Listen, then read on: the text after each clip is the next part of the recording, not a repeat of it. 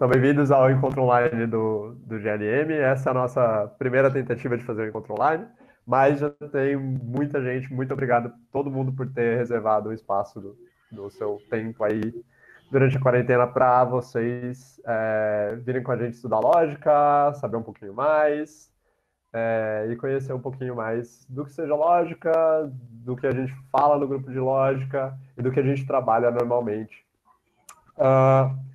Meu nome é Marran, eu sou aluno da graduação de Filosofia da Unicamp, eu estou no meu último ano. Eu trabalho com lógica há pelo menos uns 2 anos.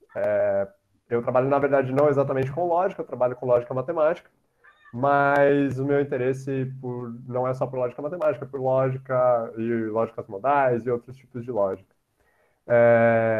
A gente está gravando a reunião, então, a gente vai editar, vocês não vão aparecer, quem for falar não vai aparecer, então fiquem tranquilos. Vocês podem me mandar pergunta no chat, quem quiser falar, pode me mandar as perguntas, pode abrir o microfone e falar, eu paro e tento explicar junto com a apresentação.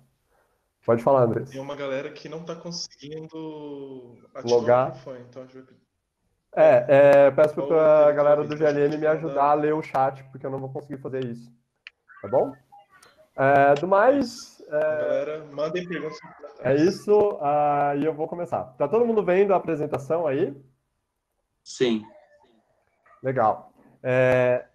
Sim. A ideia de hoje, então, é que a gente faça, na verdade, uma introdução ao assunto lógica, o que é lógica, o que a gente pode entender como lógica e do que a lógica trata, certo?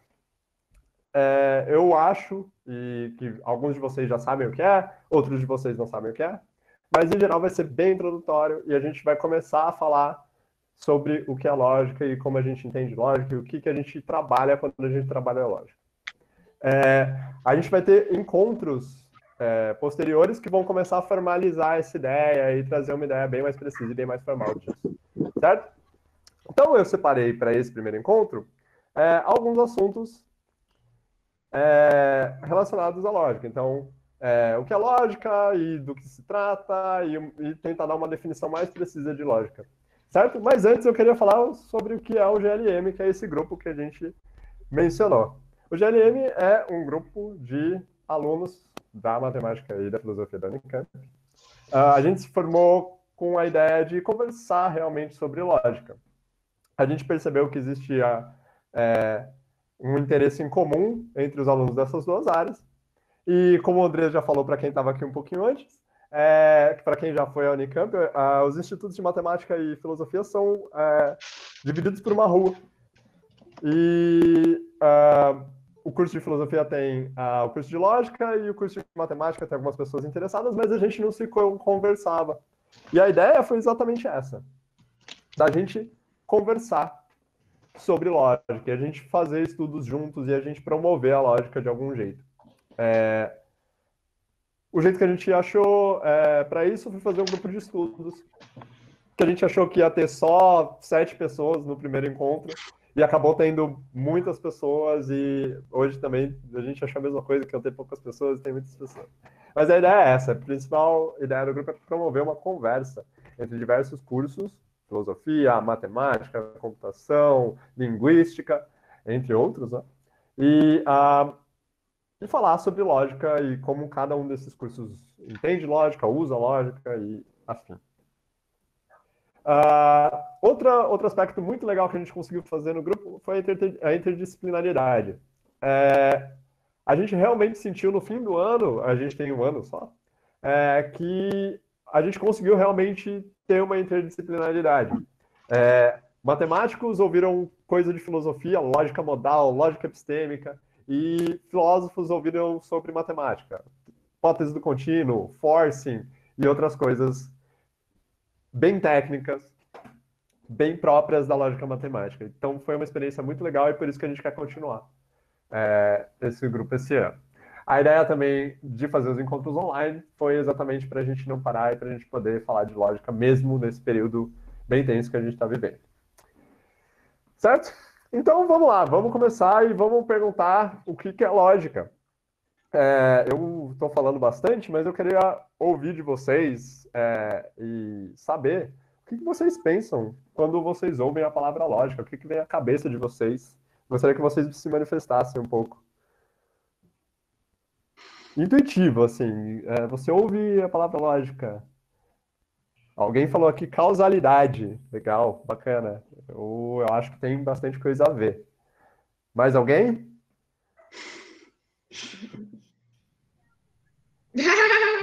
Lógico que é aquilo que quando tem palestra eu vou. Linguagem artificial, bacana, Marília. Legal. Raciocínio sistemático. A minha cara na sua cabeça, Marília, ok. Eu sou um pregador da lógica ali pelo IFISH da Unicamp. Dedução, ok, legal, Gabriel. Dedução é uma ideia bem bacana. É um instrumento para verificar a validade de argumentos. Legal, legal. Bastante ideia, bastante ideia. E vocês estão tendo umas ideias boas. Uma noção muito legal. Olha só. Quais os exemplos que vêm à cabeça de vocês quando vocês pensam que algo é lógico? Vocês têm algum exemplo prático, assim? Quando alguém usa no senso comum, nossa, eu usei a lógica para fazer isso. Ou, nossa, mas é lógico que isso é óbvio, ou algo do tipo. Inferência, né? Inferência. Todas as inferências, Catiuxa? Como assim todas as inferências, né? Qualquer coisa que usa assim. Não, mas peraí. Não, mas... Pode falar. Não, assim, né? É uma inferência lógica. Aí a gente volta para o começo, né? A inferência lógica, né? Porque você parte de duas premissas, você consegue chegar a uma conclusão válida, né? Exatamente. Legal. Mas você acha que é essa a ideia que as pessoas têm de lógica? Quando alguém fala lá? Não, acho que o senso comum não é essa a ideia, né? Você consegue me falar o que o senso comum pensa como lógica, assim? Eu acho que lógico está muito ligado àquilo que é óbvio, né? Assim, as pessoas pensam, mas isso é lógico. Então, assim, é óbvio, é uma coisa lógica, é uma coisa que salta aos olhos, né? Assim, é como se fosse muito claro, né? Muito óbvio. Acho que é mais ou menos isso. A Rosita mandou assim, que lógica é aquele que é visto como raciocínio lógico, né? Sim. Que é algo que é óbvio ou que é fácil de explicar. Teve um maluco aqui também que resolver o Enem com lógica, é lógica também. Ok. Legal, então tem várias ideias, né? Assim, desde uma ideia mais formal de ser uma inferência e tal, e um raciocínio. Lógica é quando você tem uma relação de consenso, quando todos concordam. Eu acho que é uma questão de autoevidência, assim, no senso comum, né? Aquilo é autoevidente, então é lógico. Pode ser. Algo talvez necessário. Exato. Legal. Então, a gente pode conseguir pensar em exemplos de como a palavra lógica é utilizada no dia a dia. Alguém pensa em alguma coisa, assim? Quando fala assim, no dia a dia, normal, as pessoas, não as pessoas que estudam lógica. Acho que racional, né? Uhum. Ou como, sei lá, algum sinônimo de é claro que isso vai acontecer. Exato. É lógico que isso acontece, né? Legal. Então a gente pode começar a passar para frente e ver se realmente essa definição um pouco mais geral, ou essa ideia um pouco mais geral, realmente faz sentido. Vamos lá. Bom, já que a gente discutiu lógica de maneira intuitiva, vamos tentar definir. Vamos começar por... do que trata a lógica? Quais são os objetos de estudo da lógica? Vocês falaram inferências, coisas óbvias, raciocínio matemático, teve raciocínio lógico também. O que mais que tem aqui? A conexão de ideias para alcançar um objetivo. Legal, tem várias ideias. Mas será que é realmente disso que trata a lógica? A gente pode pensar ser um pouco mais preciso nos nossos termos. Então a gente vai começar provando, né? Por exemplos, brincadeira. A gente vai começar estudando alguns exemplos para ver se realmente é isso que a gente pensa, que é lógica. Então vamos lá. Eu tenho duas sentenças aqui. A primeira diz: Miguel disse que Se fosse a padaria, ele traria queijo. E uma segunda sentença que diz: Miguel trouxe queijo. E eu pergunto para vocês: o que você pode concluir disso? Nada. Nada. Será? Ele pode ter trazido queijo do mercado. Será? Eu posso concluir alguma coisa? Pode ter trazido, sei lá, da feira, sei lá. Legal. Boa. Alguém discorda? Alguém no chat aqui discorda? Fala que não? Eu posso concluir alguma coisa? Eu concluiria que ele foi à padaria. Ok? Quem falou isso? Oi, Rafaela, tudo bem? Legal. A gente tem um senso de inferência, né? Que, bom, ele trouxe queijo, então provavelmente ele foi à padaria e trouxe queijo. Certo? Bom, já que esse exemplo... Alguém falou alguma coisa aí. E se ele não foi à padaria? Será que ele pode ter trazido queijo? Bom, tem um segundo exemplo, talvez um pouco mais... menos geral. Todas as vezes que chove, o gramado em frente à minha casa fica molhado. E aí, o gramado em frente à minha casa está molhado. O que a gente pode concluir disso também? Mais ou menos o mesmo exemplo. A gente conclui que choveu. A gente pode concluir o quê? Alguém choveu. Legal, choveu? Mas é lógico que choveu. Pode ter chovido. Exato. Pode não ter chovido. Exato. É a mesma pergunta. Alguém decidiu lavar. Os dois É a argumentos. mesma pergunta anterior. Os dois argumentos são falaciosos, né? Parece, né? Não sei. Será? É chovinho fez xixi. Muito bom. Não sei, Grego. Legal. Pode ser. Parece que... Será que a gente pode realmente concluir alguma coisa? A gente pode concluir que o gramado está molhado, mas até aí, né? Não é uma conclusão, assim, interessante. É interessante, mas... Eu sempre concluo que choveu, embora já tenha estudado lógica. Ok, Caio. É uma inferência. Tem outros validadores aí também, né? Bom, a gente viu dois exemplos que são intuitivos e pessoas fazem esse tipo de inferência. Bom, todas as vezes que chove, o gramado de casa molha. E se o gramado na frente de casa está molhado, então provavelmente choveu. Ou então as pessoas dizem, é claro que choveu. Ou é lógico que choveu. Certo? Bom, então agora a gente vai tentar dar uma definição um pouco mais formal e um pouco mais precisa do que seja a lógica. Então, a lógica surgiu como uma maneira de formalizarmos nosso pensamento dedutivo, ok?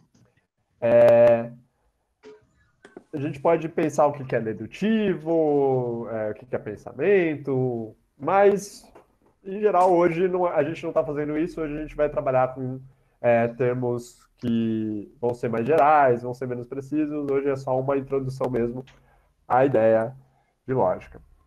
Então, esses pensamentos desse tipo, todas as vezes que chove, o gramado em frente à minha casa fica molhado, e aí eu tenho o gramado em frente à minha casa está molhado, eu poderia formalizar isso.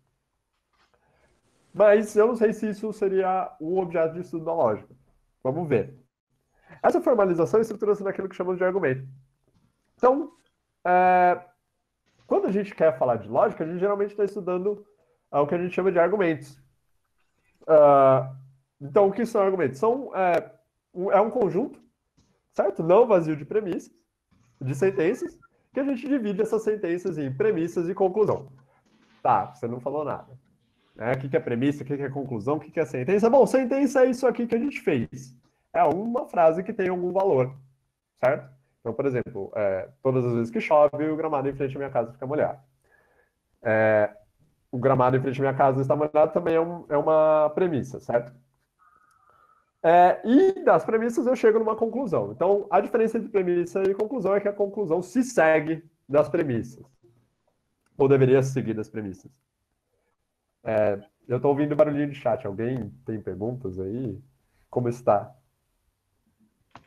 É apenas um papo comum, assim, sem muito mais. Acho que você pode prosseguir. Beleza. Então a gente pode falar que o argumento de alguém é falso. Será que a gente pode falar isso? As pessoas falam, em geral, discussão de Facebook e tal, as pessoas falam, esse argumento é falso. Será que o argumento pode ser falso, realmente? Vamos dar uma olhada nos argumentos que eu mostrei lá em cima, que alguns concluíram que choveu, alguns concluíram que Miguel foi à padaria, alguns concluíram outras coisas. Vamos avaliar, então. No argumento de Miguel, a gente tem duas premissas, certo? Então eu vou agora colocar nominhos nessas premissas. Eu só vou chamar a premissa inteira de P1 e P2. Certo? Só para a gente não ter que ficar reescrevendo toda vez que eu for usá-las. Miguel disse que se fosse padaria, teria queijo. Eu só vou colocar lá P1 e P2. Marlon, só uma interrupção rapidinho. O Hugo acabou de pedir para você olhar no WhatsApp mais para o final. Eu suponho que seja para o final do vídeo, assim. Tá bom. A pergunta que podemos fazer nesse caso é: das premissas P1 e P2, é possível concluir algo verdadeiro?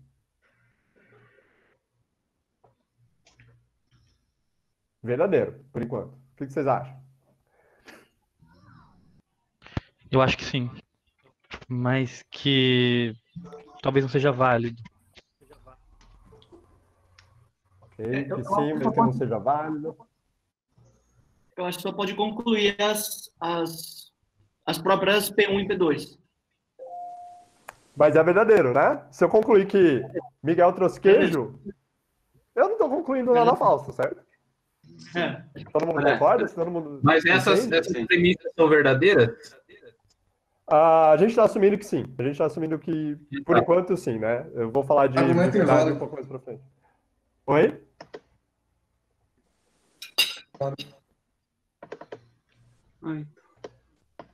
Podemos concluir. Tem algumas respostas boas aqui no chat. Depende se elas são verdadeiras. Sim, que Miguel saiu de casa. Será que a gente pode concluir que Miguel saiu de casa? Podemos concluir com certeza que ele estava ou não na padaria antes de chegar em casa. É uma boa, Marcela. Dá para concluir que o Miguel é o Miguel. Pode ser. Miguel não é vegano. Ele pode ter trazido o queijo para mãe. Queijo de tofu. Queijo de tofu. Queijo existe, é uma boa. Queijo existe. Muito legal, muito legal. Legal, bacana. A gente pode concluir várias coisas verdadeiras. Mas a pergunta que eu faço é: a gente pode concluir, é correto concluir que Miguel foi à padaria? Não. Não.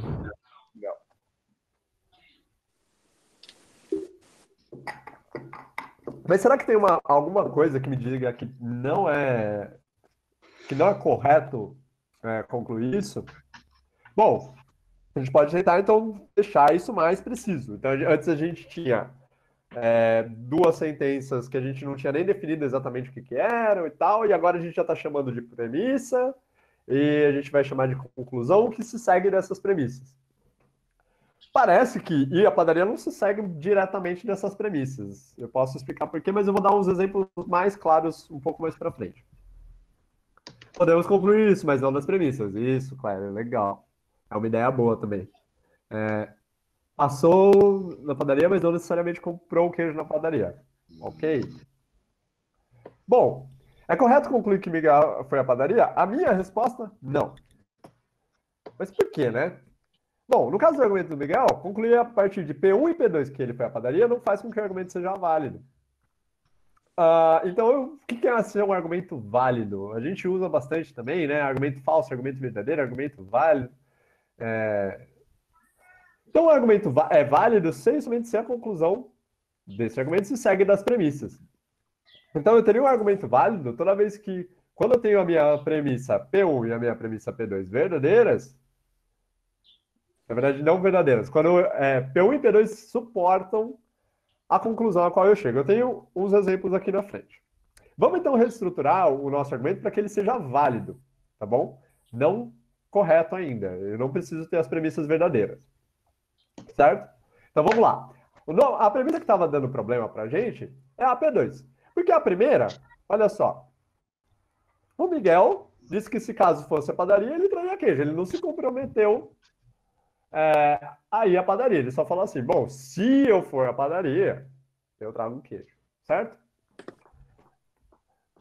Então, Então, a gente vai trocar a segunda premissa e ver se a gente consegue achar uma conclusão que realmente se siga das premissas. Então, eu vou chamar a segunda premissa de P2 estrela, uma P2 modificada, e falar assim, bom, Miguel foi à padaria.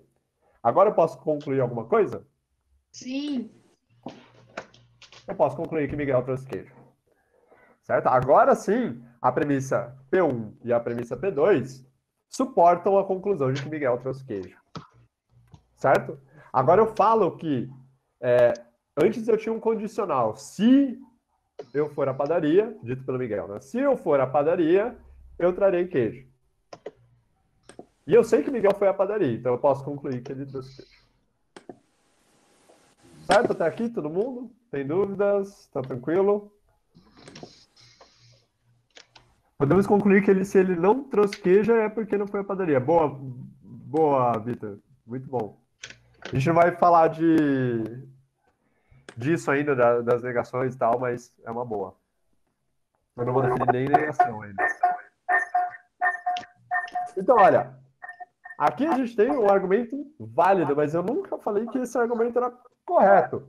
Ou seja, eu nunca falei que era verdade que P1, que Miguel disse que se fosse a padaria, traria queijo, era verdadeiro, e nem que ele foi à padaria. Certo? Então agora a gente precisa de mais um critério para falar que o argumento é correto. Marran, tá com microfonia. Beleza? Parou? Parou. Tem alguma coisa sinistra acontecendo. Eu nunca falei que meu argumento era correto, eu nunca falei que as minhas premissas eram verdadeiras.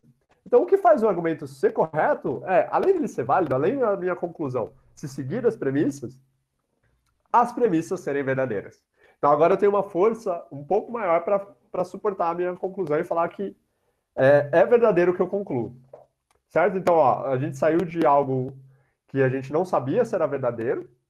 A gente falou que, ok, então a gente precisa que as premissas, então aquelas sentenças que eu tinha no começo, suportem a conclusão a qual eu chego. E agora eu falo assim, além disso, eu preciso que as minhas premissas sejam verdadeiras, para a conclusão que eu chegar também ser verdadeira. Certo? Então, o argumento é correto se as premissas suportam a conclusão, e além disso, as premissas são verdadeiras. Certo? Então a gente tem um exemplo canônico que todo estudante de filosofia que já fez lógica já viu, que é o do Sócrates. Então eu tenho como premissa 1, todo humano é mortal, certo? Até aí acho que todo mundo concorda e acredito que isso seja uma premissa verdadeira. Não vi nenhum humano imortal até agora. E Sócrates é humano.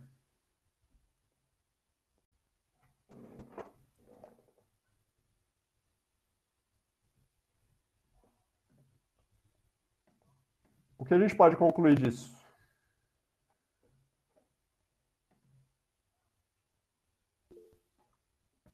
Que Sócrates é mortal? Será? Sócrates é mortal, né? Não tem...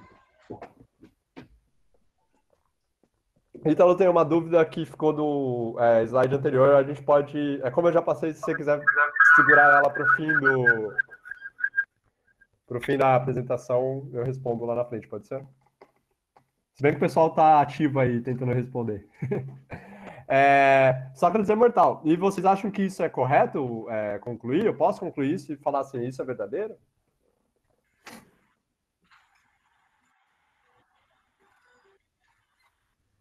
Que eu posso concluir que Sócrates é mortal é verdadeiro? Sim. Parece que sim. Sim. Acho que sim.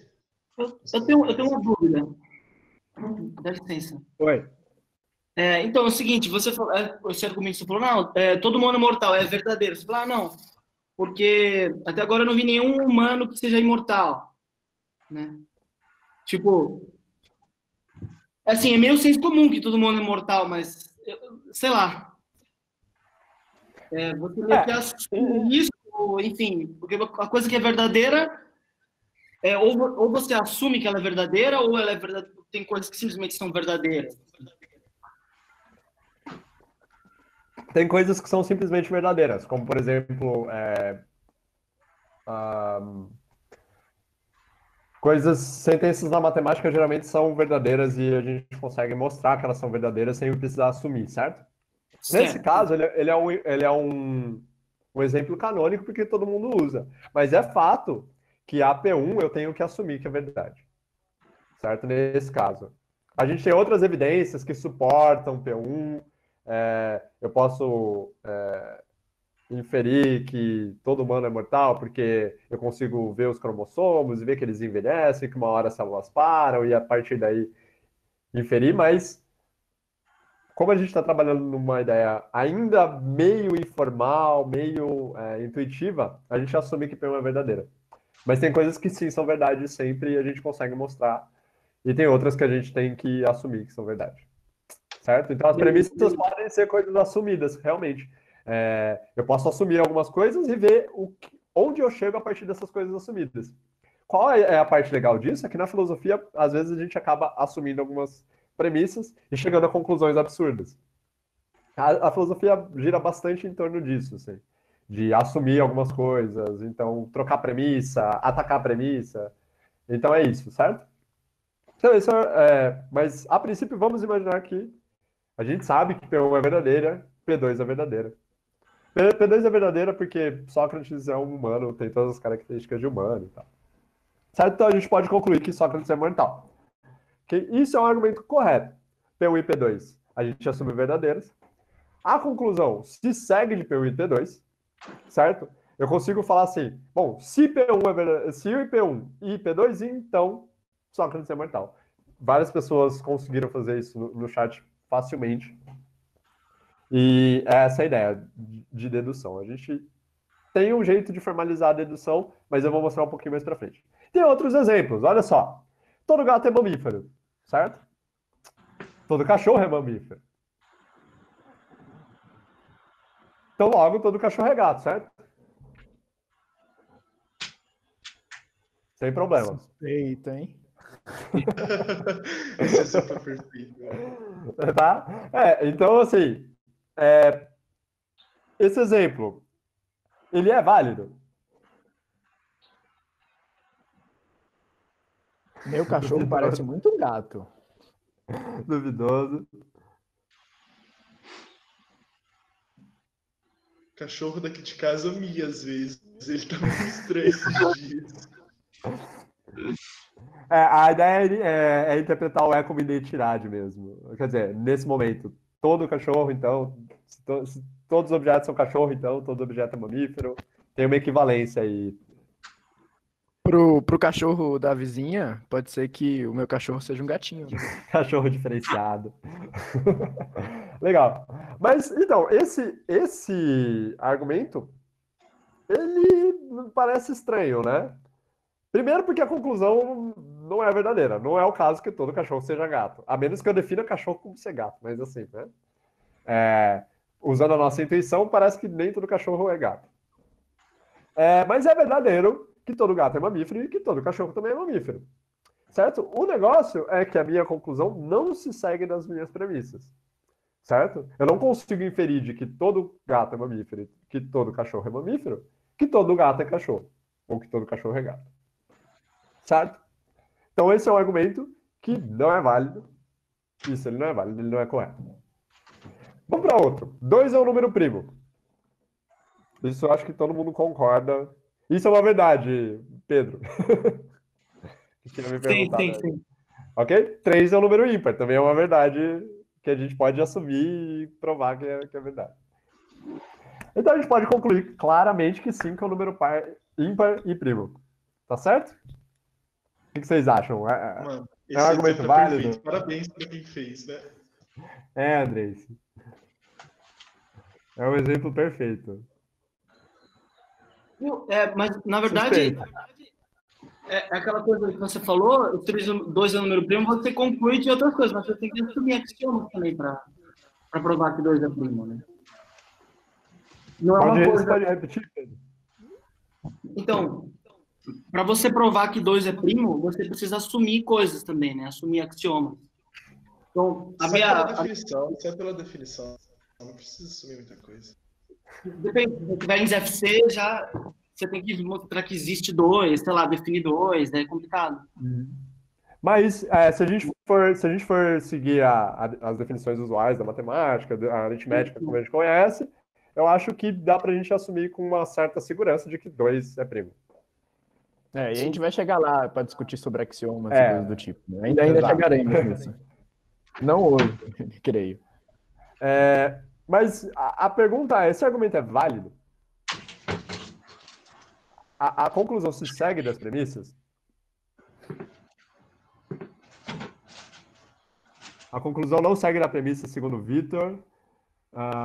Não é falso, mas a conclusão não parte das premissas. Exato. Então, parece que esse argumento ele não é válido, porque a nossa definição de argumento válido era exatamente a conclusão se seguir das premissas. Que não é o que está acontecendo. Não é porque 2 é primo e que 3 é ímpar que eu consigo concluir que 5 é ímpar e primo, certo? Não tem nada que me fale, bom, se essas duas coisas acontecem, então 5 é primo e ímpar. Então vamos seguir para frente e ver se a gente consegue refinar ainda mais. Soma, né? A soma é fácil. 2 é 5, né? Bom, então é só disso que trata a lógica, desses argumentos, se é válido, se não é válido, se é correto. Bom, vocês viram que a lógica está preocupada com argumentos que preservem a verdade. Alguém tinha falado isso lá no começo, certo? Então parece que uma das preocupações da lógica é que se as minhas premissas são verdadeiras, eu consiga concluir algo que seja verdadeiro e que se siga dessas premissas. Certo? E é uma relação estreita entre lógica e verdade. E aí fica um spoiler para vocês para acompanhar nos próximos encontros do GLM, que existem mais de um jeito de interpretar a verdade, de saber o que é verdade. O próprio Pedro estava perguntando se a gente assume, se a gente mostra, se a gente já sabe. Então, assim, tem vários jeitos da gente falar sobre o que é verdade, como a gente entende verdade, o que a gente assume como sendo verdade, qual é o critério de verdade. Certo? Bom, então a gente pode falar que a lógica se ocupa com o que chamamos de preservação da verdade. E o que é preservação de verdade? É a justificativa para dizer que a conclusão se segue das premissas. Certo? Então, a ideia de pensamento dedutivo que eu tinha deixado meio por cima lá no começo dos slides é exatamente isso. Dedução é esse pensamento que justifica eu ter uma conclusão e essa conclusão é justificada a partir das minhas premissas que eu tenho. Certo? A definição informal de argumento válido e correto nos dá uma certa intuição nesse sentido. Certo? Vocês conseguiram me falar se um argumento era válido, se o argumento era correto. Só eu dando uma ideia geral, sem eu definir exatamente o que era um e o que era outro. Certo? Então, o argumento válido e correto precisa ter premissas que sejam verdadeiras. Ok? A gente não vai entrar no que é verdade ainda, mas para ele ser válido e correto, ele precisa ter premissas que sejam verdadeiras. Além disso, eu preciso ter um jeito de justificar a minha conclusão a partir das minhas premissas. Certo? Sempre. Para um argumento ser válido e correto, eu preciso ter esses 2 critérios satisfeitos. Então, a partir daqui, a gente pode ir para o próximo slide e falar exatamente da ideia de pensamento dedutivo. E a gente consegue formalizar isso a partir desse nomezinho estranho em latim aí em cima, chamado modus ponens. Certo? Modus ponens é a maneira formalizada da gente denotar esse pensamento que a gente tem, esse raciocínio dedutivo que parece muito natural para os seres humanos. Vocês conseguiram... Eu dei duas sentenças para vocês, P1 e P2, que a gente chamou de premissas, e vocês concluíram alguma coisa, vocês raciocinaram e conseguiram chegar em alguma conclusão. Pode ser que a conclusão não estivesse correta na época, mas que não fosse verdadeira, mas vocês têm um jeito de você fazer essa dedução a partir de 2 sentenças diferentes. Então, olha só, isso acontece porque parece existir alguma maneira natural da gente fazer deduções, parece que o ser humano tem essa capacidade de deduzir as coisas a partir de algumas coisas dadas. Também tem várias discussões sobre realmente o modus ponens é algo muito natural, se a gente realmente faz inferências como é descrito nessa regra, mas, enfim, isso é mais para frente, a gente pode falar disso em algum momento. Certo? Essa capacidade intuitiva de inferência damos o nome de modus ponens. E a gente pode dar uma formalização para ela, certo? Eu posso colocar em símbolozinhos. E isso é um spoiler do que vem aí um pouco mais para frente em lógica. Que é a gente usar símbolos para marcar deduções. O que eu estou querendo dizer aqui? Eu tenho duas letras gregas, certo? Tenho FIPSE.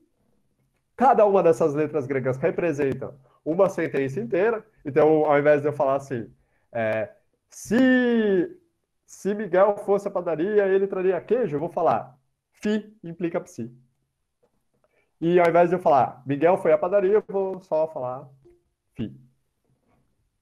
Certo? E dessas duas, então eu consigo representar duas sentenças inteiras em símbolozinhos, eu consigo concluir alguma coisa a partir desses símbolozinhos. Se vocês olharem para a forma do modus ponens, vocês vão ver que fi se repete. Certo? Então quer dizer que se eu tiver a parte anterior da minha frase, então, naquele caso, a gente tinha se Miguel fosse à padaria, e do outro lado a gente tinha ele traria queijo, e eu peguei, para fazer a nossa premissa modificada e para transformar o nosso argumento que não era válido em válido, eu coloquei Miguel foi à padaria, que é exatamente o começo, afirmando o comecinho da nossa condicional. Então eu consigo concluir a segunda parte da nossa condicional, que é Miguel trouxe queijo. Certo? Isso também ocorreu lá no... mais ou menos no argumento do Sócrates, um pouco mais não explícito. E a gente lê essa inferência da seguinte maneira. Se φ é o caso, e φ implica psi é o caso, então eu posso concluir que psi é o caso. É só um jeito de ler, não precisa decorar agora. Então a gente pode dar uma definição mais precisa do que é um argumento e do que trata a lógica.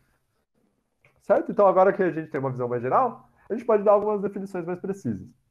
E aí eu dou uma definição casualmente muito parecida com o que aparece no Mortari. Não segui ele, mas a gente acabou chegando no mesmo lugar. Lógica é o estudo das inferências estruturadas em forma de argumentos, tendo como objetivo determinar se certas coisas se seguem ou não de outras.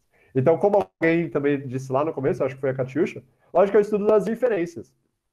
Certo? E aí eu falei para vocês que elas tinham forma de argumento, então elas são estruturadas de algum jeito, elas têm uma certa estrutura sintática. E essa estrutura sintática é o que a gente chama de argumento. Então, argumento, de novo, é um conjunto não vazio de sentenças, então eu tenho sentenças ali, e elas são estruturadas em premissas e conclusão.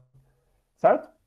E quando a gente estuda essas inferências, a gente quer saber se a minha conclusão se segue realmente das premissas. Certo? E aí, de novo, o argumento possui premissas e conclusões, e ele é válido se a conclusão se segue das premissas, ou seja, se as premissas suportam a tese obtida na conclusão. E ele é correto se, além de válido, as premissas são verdadeiras. Bom, mas por que a gente está falando disso num domingo à tarde que eu poderia estar fazendo qualquer outra coisa? Porque a lógica, querendo ou não, ela parece ser útil para muita coisa. Certo? Olha os comentários. Tem comentário olha os comentários, tem comentários bons. Obrigado. Varfi é muito melhor que Fi. Boa tarde, André. É interessante pensar que ele usa estudo, mas será que a lógica não é mais que estudo? Pode ser. É uma definição muito, muito primitiva ainda. A gente vai ver bastante coisa. A gente mexe com sistemas lógicos, a gente mexe com metalógica, a gente mexe com verdade, a gente mexe com noção de consequência. O que é uma consequência? Essa noção de dedução também, a gente mexe. Tem muita coisa muito legal que dá para fazer com lógica, que entra na área da lógica. Essa é uma definição muito, muito ainda primitiva, realmente. Deixa eu ver. Modus ponens. Porém maldito, muito bom. Barra usando sobre crença verdadeira justificada. Ok. Galera, alguém aqui estuda alguma coisa relacionada à lógica, fora da lógica, ou que usa a lógica para estudar alguma coisa? Eu coloquei 3 coisinhas, vocês podem comentar em cima. Então, uma delas, clássica, é que lógica booleana é utilizada em linguagem de programação e circuitos eletrônicos. Acho que qualquer pessoa que aprendeu C ou aprendeu a fazer circuitinho eletrônico usa a lógica booleana. Então, porta AND, porta OR, porta AND ou porta NOR, essas coisinhas, estão muito ligadas à ideia de lógica booleana, ao cálculo booleano.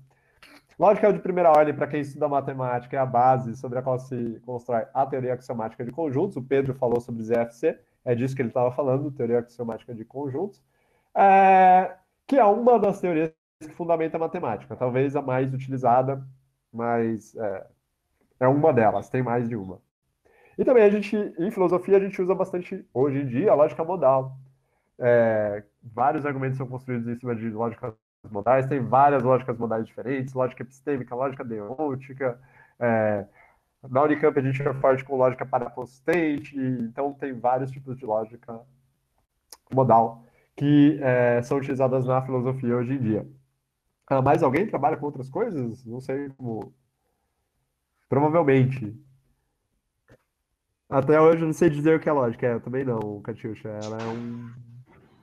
Eu já ouvi falar de aplicações de lógica paraconsistente para verificar os argumentos de Newton no cálculo Olha e só, fundamentar a física, por exemplo. intuicionista na Verdade. matemática, realmente. A Ítala, uma vez, que a gente estava numa palestra dela, ela falou que tinha Foi aí mesmo. um cálculo, o cálculo diferencial para consistente, umas coisas bem estranhas. Olha só, eu não sabia. Lógicas modais também são utilizadas na ciência da computação. Legal. Não sabia. Aplicações de lógica paraconsistente e estudo de lógica deôntica. Bacana. Muito legal. Tem outras Posso comentar? teorias de conjuntos também, né? Que podem ser usadas com lógica modal, outros tipos de lógica. Linguística Assim, computacional também usa. Na própria filosofia da ciência também se usa bastante, né? Tipo, tá meio implícito aí nas utilizações dentro da filosofia, mas, tipo, metodologia, se você vai ajudar metodologia científica, seja em qualquer área, inclusive nas ciências humanas, você tem que ter conhecimento de lógica. Exatamente, eu fico pensando nisso, tipo, considerando que lógica seja, de modo primitivo, o entendimento de como se entende, para você entender qualquer outra coisa, você precisa entender como se entende, sabe? Eu acho que a lógica é usada em toda a área de conhecimento, invariavelmente, assim, mesmo que seja de modo mais implícito. Posso comentar? Pode, claro. Tem um grupo de lógicas chamadas lógicas descritivas, ou no inglês, description logics, que são bem importantes em ciência da computação. E elas são, a maioria delas, são um subconjunto de lógica de primeira ordem. É basicamente uma lógica de predicados mais restrita, assim, sabe? E elas são bem estudadas e existem várias variações. Então, quem tiver curiosidade. Tem várias ferramentas, inclusive softwares que a utilizam. Então, é um campo de estudo à parte, assim, sabe? Que legal. Pois Tati falou aqui que na geologia utiliza-se a booleana para interpretação de dados em sistemas de informação de georreferência. Georreferenciadas. Ok. Caramba. Obrigado. Tá, então, esse slide, quem tá aí, quem nunca viu lógica, vai lendo o chat, porque a gente tem muita coisa, muita coisa. Tem geologia, assim, lógica né, dialética das ciências humanas, tem também.